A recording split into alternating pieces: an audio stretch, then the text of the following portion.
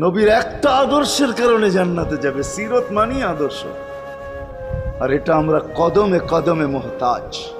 কেননা এই ছোট জীবনটা যদি গ্রহণযোগ্যতা পর্যন্ত পৌঁছাইতে হয় আল্লাহর কাছে, চাই নারী হই, চাই যুবক হই, চাই বৃদ্ধ হই, যেই মানুষই হই না কেন, যেখানেরই হই না কেন, যেই বাসারই হই না কেন, যেই বর্ণেরই হই না কেন, যেই পেশারই হই না কেন, যেই সোসাইটিরই হই না কেন, এই জীবনটাকে যদি গ্রহণযোগ্যতা পর্যন্ত পৌঁছাইতে হয় কার কাছে? দুনিয়াওয়ালাদের কাছে না, মালিকের কাছে, যিনি এক ফোঁটা পানির থেকে অস্তিত্ব দিছেন, যার কাছে আবার আমাদেরকে ফিরা যেতে হবে।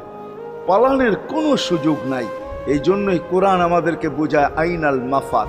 আল্লাহ বলতেছে কোথায় ভাগবে তুমি, বলো কোথায় ভাগবে?